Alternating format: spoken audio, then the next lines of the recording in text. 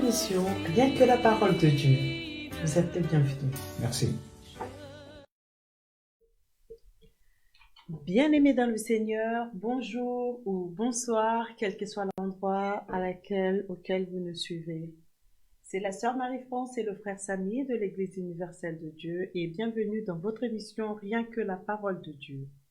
Dieu nous a donné encore un thème aujourd'hui, le thème pour lequel, par la grâce de Dieu, nous allons pouvoir le développer. Ce thème est simple et compliqué à la fois. Ce thème, c'est le cœur de l'homme. Nous allons pouvoir développer, par la grâce de Dieu, comme je vous l'ai dit, ce thème. Et avant toute chose, avant qu'on puisse développer, je veux vous donner juste un verset biblique. Jérémie 17, le verset 9 à 10. Que nous dit la Bible par rapport au cœur de l'homme? La Bible nous dit ceci. Le cœur est tortueux par-dessus tout, et il est méchant. Qui peut le connaître? Voici, il y a une question qui nous est posée. Moi, l'Éternel, je prouve le cœur, je sonde les reins, pour rendre à chacun selon ses œuvres. Bien-aimés, nous allons parler de ce cœur qui nous pousse à commettre peut-être des choses, qu'elles soient bonnes, mauvaises, ainsi de suite. Mais en tout ce que nous ferons, en tout ce que nous aurons comme pensée, Dieu nous dit ceci, il nous jugera, il nous rendra, donc ça veut dire il va nous rétribuer, il va nous récompenser selon tout ce que nous avons eu à méditer dans le cœur, selon tout ce que nous avons eu à partager, à faire ou à n'importe quoi. Amen. Amen. Donc, avant de passer la parole à notre frère Samy, nous allons quand même essayer de regarder la définition du mot cœur. C'est un organe musculaire creux situant dans la poitrine qui permet la circulation du sang dans un corps.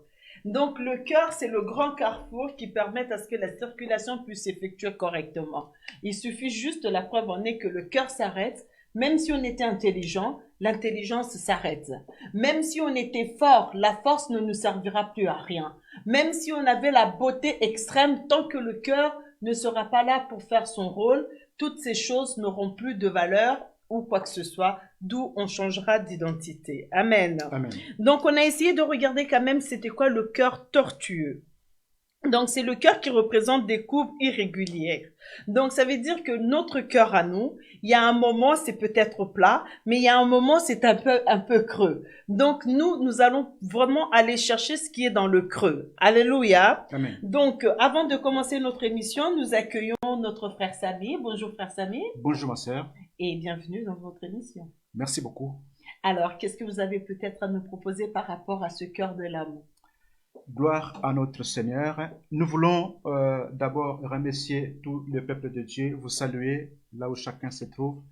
Que le Seigneur vous accompagne, que le Seigneur vous assiste. L'heure est arrivée pour nous de présenter cette émission, votre émission, pour la gloire de notre Dieu. Alors, nous avons aujourd'hui, comme la sœur l'a bien signalé, le thème qui dit le cœur de l'homme. Nous voulons parler de cela aujourd'hui. Et je voulais aborder dans le sens de vous donner quelques signes permettant de savoir qu'on a affaire à des personnes ayant un mauvais cœur. Ah, merci frère Samy de parler des signes, parce qu'il ne faut pas que les hommes oublient que Dieu a toujours travaillé avec des signes.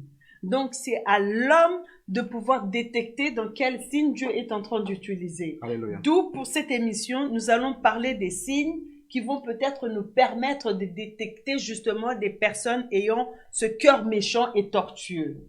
Donc, voilà, frère Samy, est-ce que tu peux nous conduire?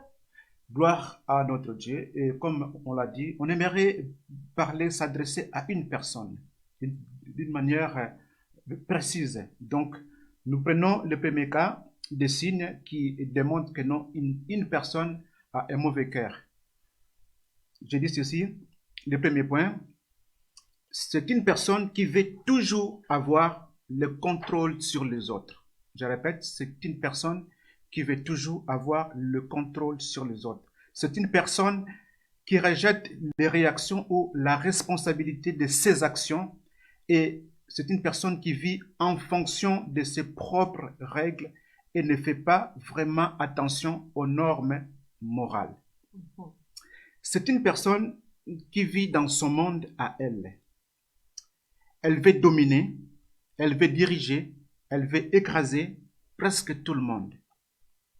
C'est quelqu'un qui oblige les autres à se soumettre à elle pour nuire à quelqu'un. Vous comprenez?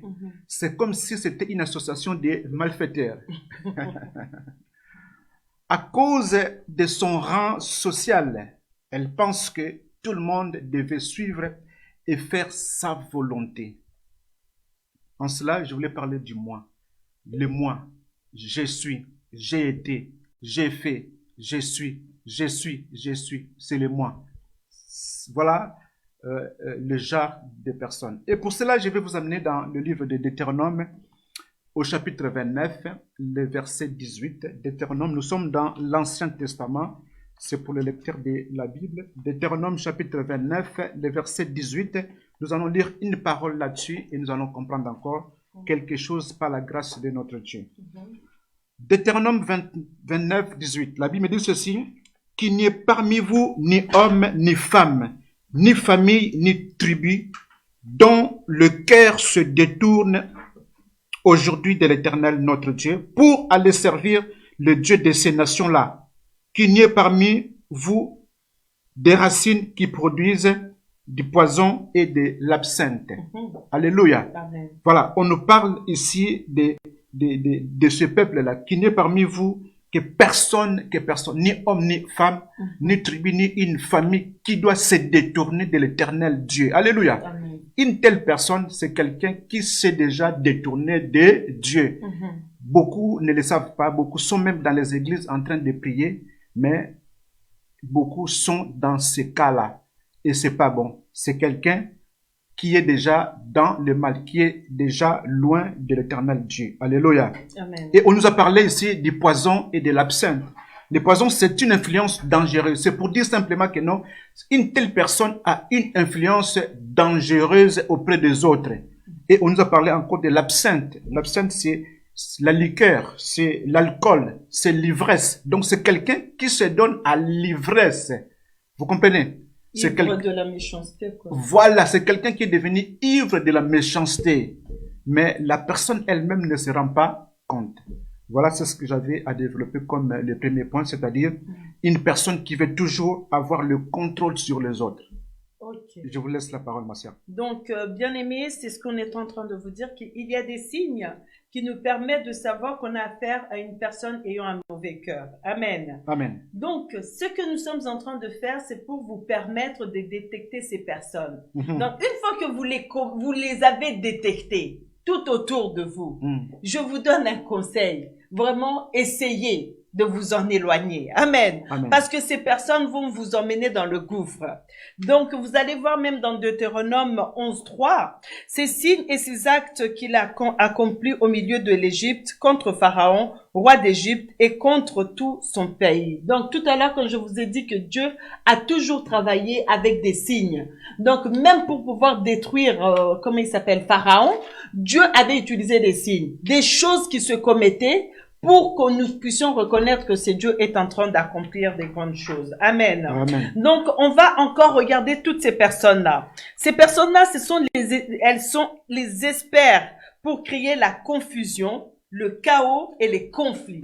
Donc, pour reconnaître des personnes qui ont un mauvais cœur. Amen. Amen. Le cœur de l'homme. La personne est devant toi, la personne te sourit. Mais son objectif final, c'est de pouvoir accomplir donc le chaos. Le chaos, donc quand on dit le chaos, donc ça veut dire le néant, détruire, la mort, quand on a tout rasé, alors là son cœur est dans la joie. Amen. De pouvoir accomplir donc des conflits, partout à chaque fois quand il y a le conflit. On commence à regarder, on essaie de comprendre c'est quoi l'origine et on finit toujours par comprendre que c'est toujours la même personne, c'est toujours les mêmes personnes qui sont toujours à l'origine des conflits. Que ça soit au travail, c'est toujours les mêmes. Que ça soit dans les églises, c'est toujours les mêmes parce que ces personnes elles sont partout, ce sont des agents. Moi, je les appelle des agents du diable. Dans les familles, c'est toujours les mêmes. Quand il va y avoir le conflit, on commence à regarder, c'est toujours les mêmes personnes qui sont à la base. Amen. Amen. Donc, ces personnes déforment toujours les faits et induisent toujours en erreur les autres. Elles mentent parce que ça c'est leur profession, hein, hein. Elles mentent parce que pour pouvoir tenir des conflits, on est obligé d'utiliser le mensonge et la ruse. Donc ces personnes-là n'arrivent même pas à assumer leurs responsabilités. Elles nient la réalité et inventent des histoires. Donc l'affaire ne s'est pas passée comme ça. Non, on prend seulement la chose, ce que l'autre avait dit. On essaie de rajouter des choses. Moi, je ne comprends pas pourquoi l'autre nous avait dit ceci. Or, peut-être c'était elle qui avait poussé à ce que l'autre puisse parler. Mais quand cette personne va commencer à transmettre les informations, on déforme tout. On ne dit jamais sa responsabilité. Moi, je dis toujours, ne vous réjouissez jamais d'une personne qui vient vous rapporter des informations. Posez-lui juste une seule question. Quand la personne parlait, qu'est-ce que toi tu avais dit? Au moment que vous allez lui poser cette question-là, vous allez voir la personne va commencer à rire. Parce que elle sait, quand elle fait toutes ces choses, elle sait que non, ce que je suis en train de faire, c'est pour nuire. Amen. Amen. Donc, nous allons lire dans Psaume 52. Que Dieu dit par rapport à toutes ces personnes. Toi qui aimes déposer le chaos, toi qui aimes à chaque fois qu'il y ait des conflits, que ça soit à l'église, que ça soit au travail, que ça soit dans la famille, que ça soit entre des relations, entre des amis. Toi qui aimes toutes ces choses, écoute ce que Dieu te dit. Pourquoi te glorifies-tu dans ta méchanceté? Donc, Psaume 52, le verset 3 à 5. La question nous est posée. Pourquoi te glorifies-tu dans ta méchanceté, tyran? La bonté de Dieu subsiste toujours. Ta langue n'invente que malice, comme un rasoir affiné. Fourbe que tu es. Tu aimes le mal plutôt que le bien, le mensonge plutôt que la droiture. Amen. Amen. Ces personnes, comme on avait dit tout à l'heure, ne peuvent pas aimer la droiture. Préfèrent le mensonge parce que le mensonge détruit. Or, la vérité construit. Quand on vient avec un esprit de vérité, nous allons voir que là où il y allait avoir de troubles, il y aura la paix. Et quand il y a la paix, il y a la multiplication. Tout le monde est dans la joie de pouvoir venir travailler, de pouvoir même s'approcher. Mais quand il y a ce genre de personnes, quelque part, on n'a même pas envie d'y aller. Donc Dieu te demande de ne pas te glorifier dans ta méchanceté. Donc si tu as la possibilité de te repentir, de t'examiner toi-même au fond de toi, de t'examiner, ça serait bien pour la paix de tout un chacun. Donc je passe la suite à notre frère Samy. Merci ma sœur. Le troisième point, je dirais ceci, c'est une personne qui ne connaît pas la signification du mot remords. Alors le mot remords signifie simplement un sentiment douloureux accompagné de honte qui cause la conscience d'avoir mal agi. Vous comprenez? Donc c'est une personne qui est sans regret, qui est sans repenti. La personne a fait du mal aux autres, mais la personne ne regrette même pas d'avoir fait du mal aux autres. Elle ne se rend même pas compte pour pouvoir se repentir. Vous comprenez? Cette personne, c'est une personne qui a un mauvais cœur, qui a un mauvais fond. Alléluia. Amen. Je vous amène dans le livre de Jérémie, chapitre 8, le verset 5 à 6. La Bible me dit ceci. Pourquoi donc ce peuple de Jérusalem s'abandonne-t-il à des perpétuels égarements? Vous comprenez? À des perpétuels égarements. Donc c'est quelqu'un qui vit continuellement dans les égarements. Il persiste dans la tromperie. Il persiste dans la tromperie. Donc c'est devenu une mode de vie, quoi, sa façon de vivre. Voilà, quelqu'un qui ne connaît pas le remords, quoi, dans les égarements, dans la tromperie, mais ne se rend toujours pas compte. Il refuse de se convertir, il refuse de changer de position, d'abandonner le mal, de suivre le bien, de faire du bien. Il refuse. Vous comprenez? Et le verset 6, la Bible me dit ceci, « Je suis attentif et j'écoute. Il ne parle pas comme il devrait. » Vous comprenez? Il ne parle pas comme il devrait. Dieu dit que non, je suis attentif et j'écoute. Pendant que toi, tu fais des choses comme ça, aux autres, sachez-les ou sache-les que Dieu est là, il entend, il voit toutes choses, il est au courant de toutes choses. Il dit encore ceci, aucun ne se répand de sa méchanceté.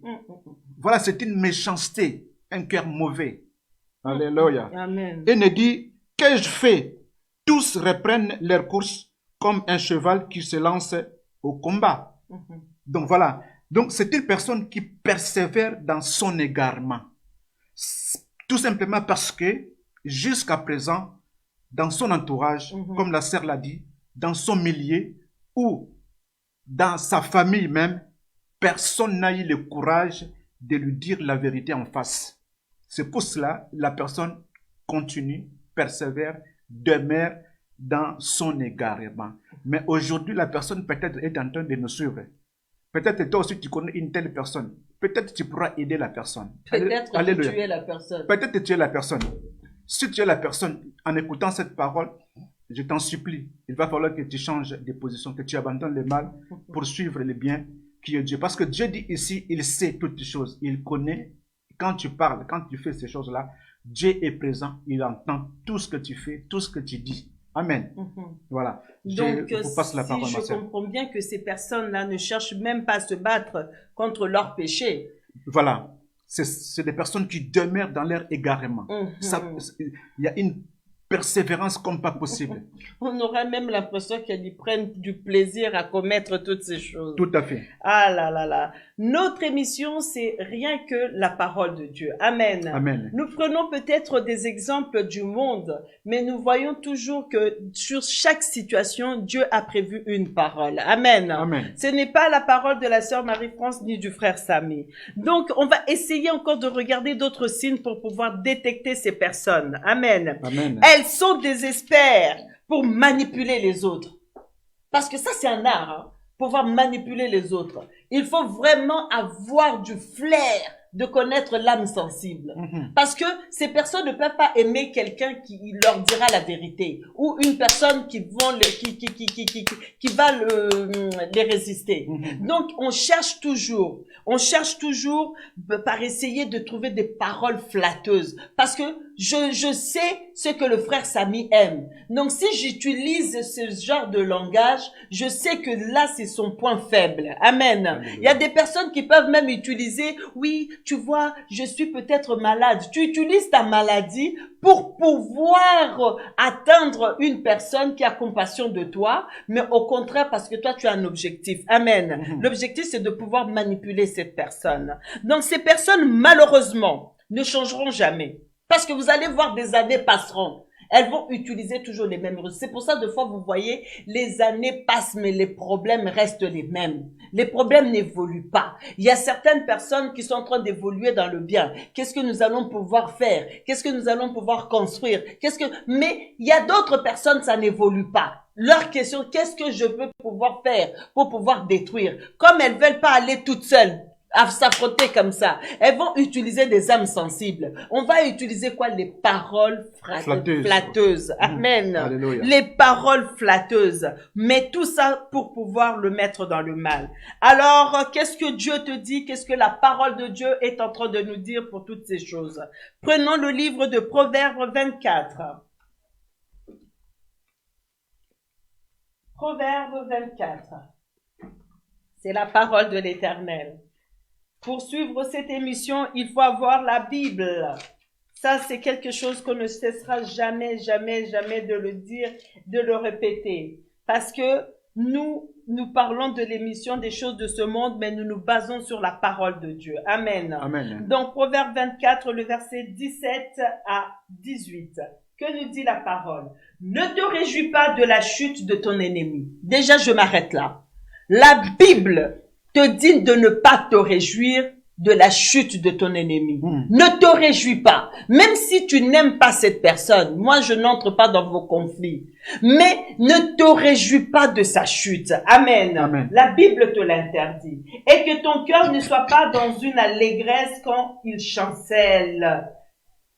Parce qu'il y en a qui se réjouissent du mal des autres. Tu es capable même d'ouvrir le champagne. Juste, enfin mon ennemi a senti que voilà, tu es là, tu pries même. Seigneur, il faut que l'autre sache que moi je suis. Tu fais une telle prière. Oh, la Bible dit garde silence.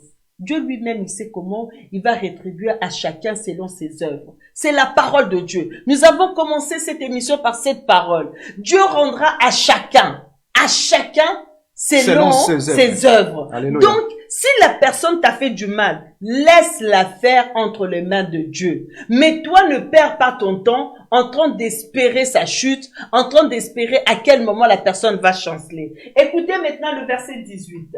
De peur que l'Éternel le voie. Parce qu'on a dit Dieu voyait toutes choses. Amen. Dieu voit toutes choses. Et ton cœur, et le cœur de ton ennemi. Dieu sonde. Donc ça veut dire que Dieu, il te dit de ne pas te réjouir. Parce que si Dieu voit cela, regarde maintenant. De peur que Dieu, l'Éternel le voie et que cela ne lui déplaise.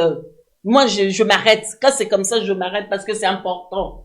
Parce que quand toi, tu te réjouis de la chute de l'autre, sache-le que cela ne plaît pas à Dieu. Alléluia. Donc, ça veut dire que c'est comme si tu as dit à Dieu, mets-toi à côté, moi-même, je veux me venger. Or, Dieu, il te dit, à moi la vengeance, à moi la rétribution. Ne l'oublie pas. Et qu'il détourne de lui sa colère. Dieu voulait peut-être détruire ton ennemi, mais suite à ton mauvais cœur à toi, parce que toi aussi, tu es tombé dans le mal. C'est comme si tu voyais un fou en train de courir nu. Toi aussi, tu te dis, tiens, je veux enlever les habits pour commencer à courir, pour montrer, éduquer le fou que ce qu'il fait, ce n'est pas bon. Non, toi reste dans ta position. Maintenant, regardez, bien aimé, il y a des personnes qui sont en train de subir la colère de Dieu qui leur était pas été réservée.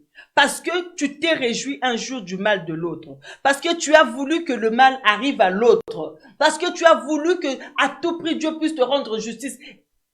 Donc, selon tes désirs à toi et non selon le plan de Dieu. Et peut-être tu es en train de subir des conséquences et tu cherches où est le sorcier. Non, le sorcier n'est pas là. C'est ton cœur à toi. C'est le creux de ton cœur qui est le problème. Parce que tu t'es réjoui. Parce que tu as voulu du mal à quelqu'un d'autre. Amen. Amen. Alors que Dieu te fasse grâce et que tu arrives à laisser les choses entre les mains de l'Éternel. Gloire. Je laisse la place. Gloire à notre Dieu. Un autre point, je voulais parler de cette personne-là qui joue sur la sympathie des bonnes personnes et qui essaye de pouvoir les induire en erreur. C'est une personne, quand elle parle, c'est pour dire que ce sont les autres qui agissent mal. Vous comprenez? Elle est toujours en train d'accuser les autres. Toujours, ce sont les autres. Jamais, de son côté, on peut trouver une faille, une faute quelque part. C'est toujours les autres qui sont en tort. Alléluia. Toujours les autres. Ça a toujours été comme ça. Ça a toujours été les autres. Toujours en train de pointer les doigts vers les autres qui agissent mal. Pendant que ces gens-là qui sont accusés, comme ils ne peuvent pas se défendre, comme ils ne parlent pas, comme ils ne répondent pas, et tout le monde pense qu'effectivement c'est comme cela. Alléluia. Amen. Voilà. Et ils sont condamnés comment? Injustement. Parce qu'ils n'ont pas eu le temps de s'exprimer. On ne leur a pas donné l'occasion de pouvoir les entendre, pouvoir parler, pour pouvoir défendre leur cause. Vous comprenez? Donc c'est quelqu'un, quelque part, qui a perdu aussi sa considération à l'égard de ces personnes-là, qui a perdu aussi leur confiance. Mais ce qui est grave, ma sœur, vous verrez que la personne ne s'inquiète même pas, ne se dérange même pas, ne cherche même pas à récupérer cette confiance-là qu'elle a perdue auprès des autres. Vous comprenez? Je vais vous donner un exemple dans la Bible pour pouvoir illustrer tout ce que nous venons de parler ici.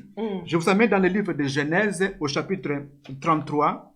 Genèse chapitre 33, le verset 3 à 4. Je lis pour la gloire de notre Seigneur Jésus-Christ. Le verset 3. La Bible me dit ceci. Genèse 33, le verset 3 à 4. La Bible me dit ceci. Lui-même passa devant eux et il se prosterna à terre 7 fois jusqu'à ce qu'il soit près de son frère. Verset 4. Ésaü courut à sa rencontre. Il l'embrassa, se jeta à son cou et le baisa. Et ils pleurèrent. Alléluia, ma sœur. Ça, c'est l'histoire que tous les lecteurs de la Bible connaissent. Ici, on parle d'Ésaü et de Jacob. Ce sont des frères. Nous connaissons cette histoire. Alléluia. Jacob, qui d'abord a pris le droit d'aînesse de son frère Ésaü, et de deux qui a volé la bénédiction de son frère. Alléluia. Nous connaissons cette histoire-là.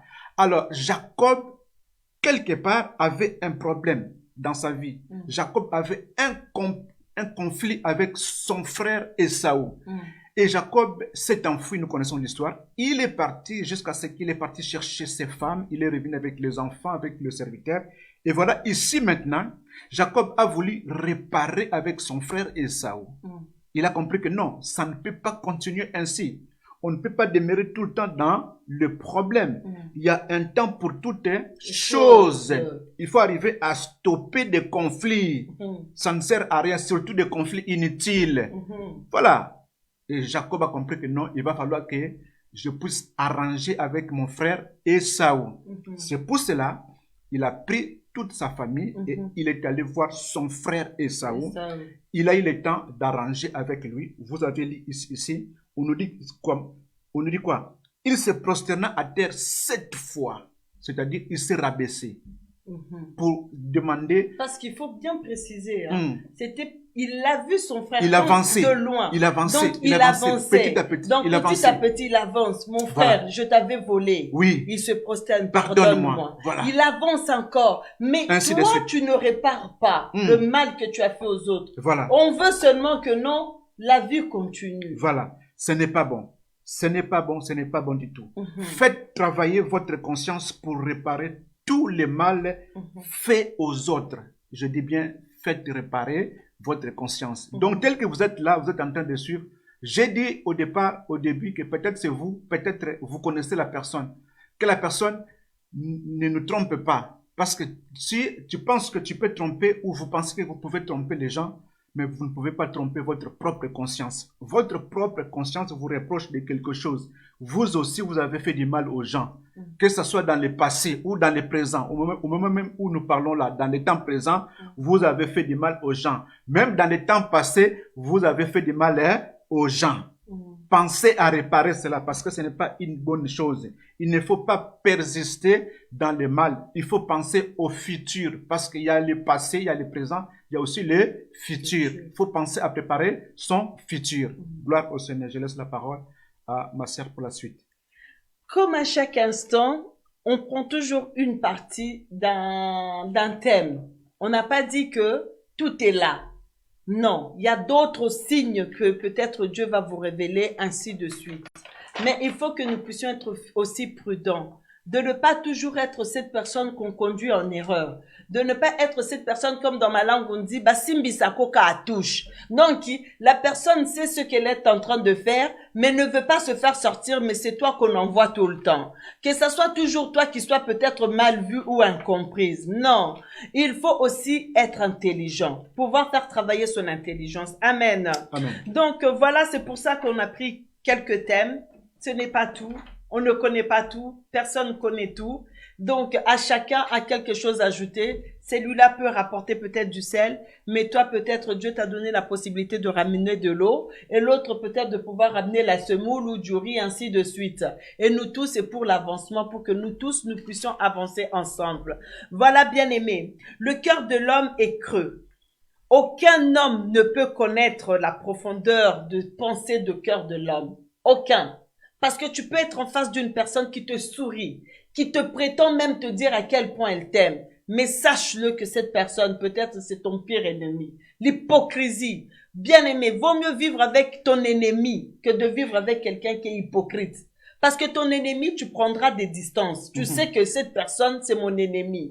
Mais quand tu vis avec un ami hypocrite, sache-le que même les poisons commencent à circuler. Ce sont des faux amis, des hypocrites. Amen. Amen. Donc, n'oublie jamais, sois prudent. Judas n'a pas été loin de Jésus. Hein. Judas a été nourri, conseillé, on a prié, mais Judas était là. Mais au temps voulu, le désir de son cœur a trahi l'Éternel. Donc, il faut vraiment être prudent. S'éloigner des personnes qui nous induisent en erreur ou les personnes qui ne veulent pas changer, et toi, essaie de regarder ta marche avec Dieu. Fais le bien, continue à faire le bien, car ton cœur est précieux. Je laisse la parole à notre frère Samy. Gloire à notre Dieu, que l'Éternel soit béni pour toutes choses, comme l'a bien signalé la sœur Marie-France. Et moi, je vous amène à ma petite conclusion. Je dirais ceci, que le cœur de l'homme est comparé au fond de la mer. Vous comprenez le fond de la mer, les choses qui se passent au fond de la mer. celui qui est en dehors de cela ne pourra pas savoir qu'est-ce qui se passe au fond de la mer. Il va falloir entrer dans la mer pour pouvoir chercher ce qui se passe au fond de la mer. Donc, si le crocodile dit que la tortue est malade, il faut croire, parce que les deux vivent là-bas. Tout à fait. Donc, on ne peut pas savoir ce que l'homme garde au fond de son cœur. Si l'homme ne nous explique pas, ne nous parle pas, n'expose pas lui-même son problème. Alléluia. Donc, le cœur de l'homme, c'est le siège de ses pensées, de ses motivations, de ses intentions, de ses émotions, de ses décisions ou comme des convictions aussi. Donc, ça peut être l'amour, ça peut être la haine, le courage, la paresse, l'amitié, la jalousie, la colère, la joie, etc., etc. La liste, elle est longue. Je vous donne donc un passage dans le livre des Actes des Apôtres au chapitre 2, là où nous allons conclure. C'est pour amener tout un chacun à pouvoir comprendre ce que nous venons de faire ou ce que nous sommes en train de faire à présent. Actes des Apôtres, chapitre 2, je lis à partir du verset 37 jusqu'au verset 39.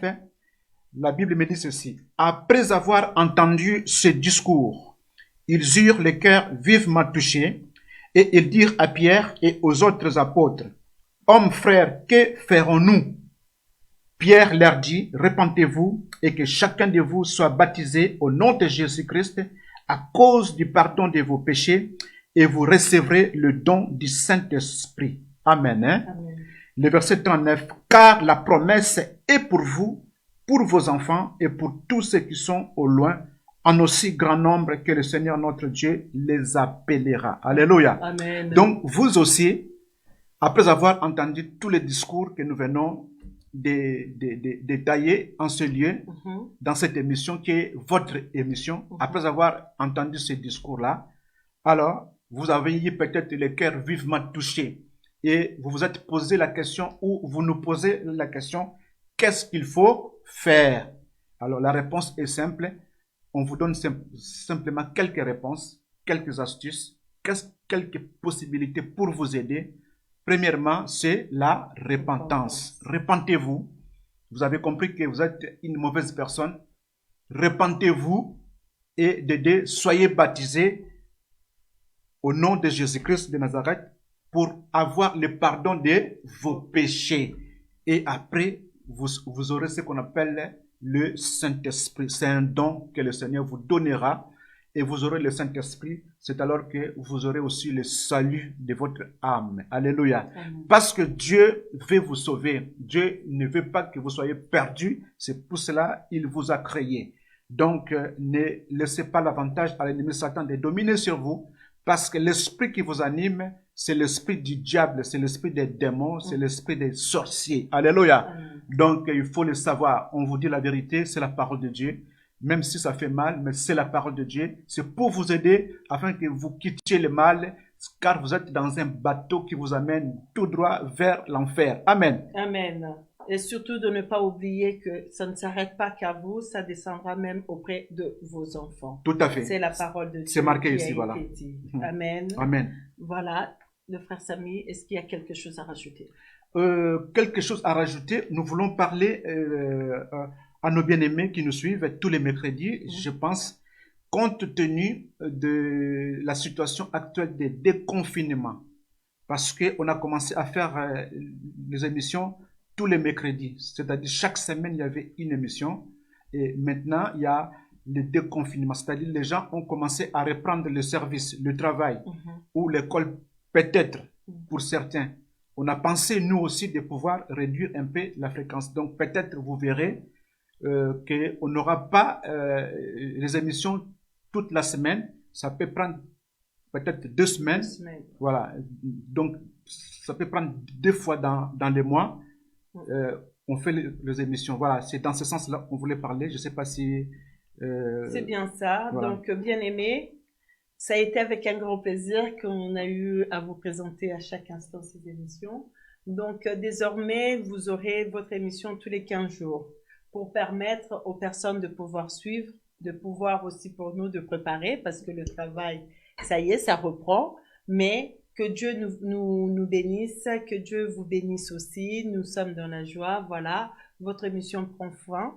Donc, c'est la sœur Marie-France et le frère Samy de l'Église universelle de Dieu, l'Église pour tous. Avec notre pasteur, le pasteur Victor Makonda. Donc, comme à chaque instant, à chaque moment, je ne cesserai de vous dire, si vous n'avez pas d'église, vous êtes le bienvenu dans notre église. Il y a l'amour, il y a Jésus-Christ. Nous parlerons que de Jésus-Christ. Nous ne parlons pas des hommes, nous parlons que de Jésus-Christ. Seul Jésus-Christ a la capacité, a le pouvoir de pouvoir changer vos vies, Alléluia. de pouvoir vous donner la paix et la joie. Amen. Amen. Soyez bénis et à la prochaine. Au revoir. Je reconnais que tu peux